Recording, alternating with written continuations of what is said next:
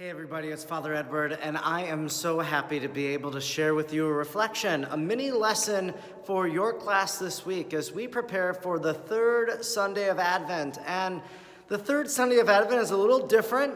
It has a special name. It's called Gaudete Sunday, Rejoice Sunday. And some priests, they'll wear the rose color. They'll wear pink, some people like to say.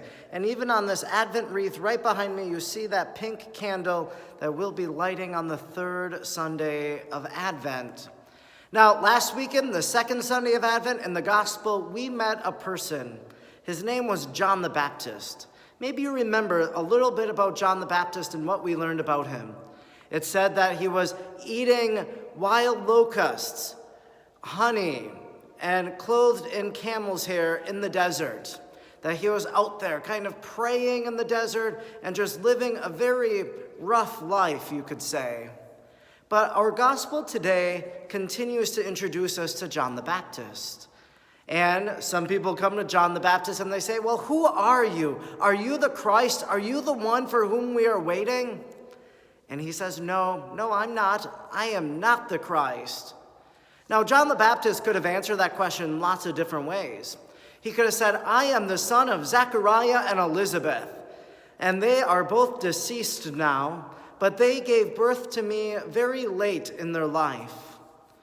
I am the cousin of a man named Jesus, who was born of Joseph and Mary, who lives in Nazareth.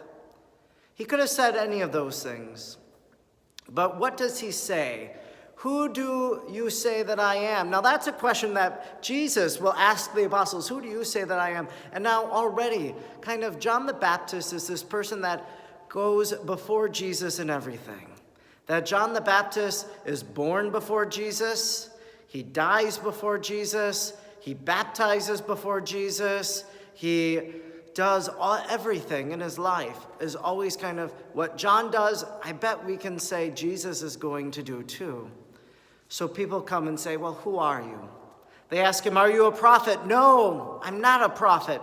Technically, John the Baptist he was being humbled. He maybe didn't even realize he was a prophet. They ask him, are you Elijah?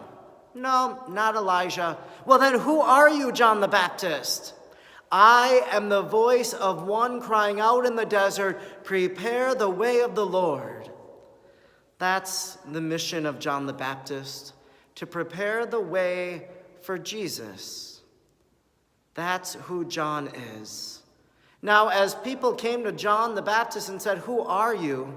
They noticed that there was something very unique about him, something very special, that he was living this odd life, but that he knew God, that he loved God. And the reason that is because Mary visited Elizabeth during the pregnancy. So when Mary had Jesus in her belly, when Elizabeth had John the Baptist in her belly, they have this meeting, and John the Baptist, in the presence of Jesus, leaps for joy. And so he was made holy in that moment, set apart to be the precursor, what we also say is the forerunner, that he goes before Jesus.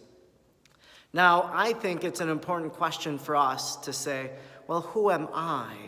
Who am I? If someone came to me and said, who are you? Well, I would tell you, well, my name is Edward Looney. I'm the son of Nancy Looney. I grew up in O'Connell. I could tell you who I am, but who am I in a religious sense? I'm a baptized Christian. I am a follower of Jesus. For me, I am a Catholic priest living this life that God has called me to. Who am I in relationship to Jesus? Jesus comes to us Christmas morning. He is born in Bethlehem. You'll look at those manger scenes in your home. And as we look at those manger scenes, well, then we also look to the crucifix. And there's one right behind me, that Jesus goes from the crib to the cross. He comes as a baby on Christmas Day, to die on Good Friday, to rise from the grave on Easter Sunday.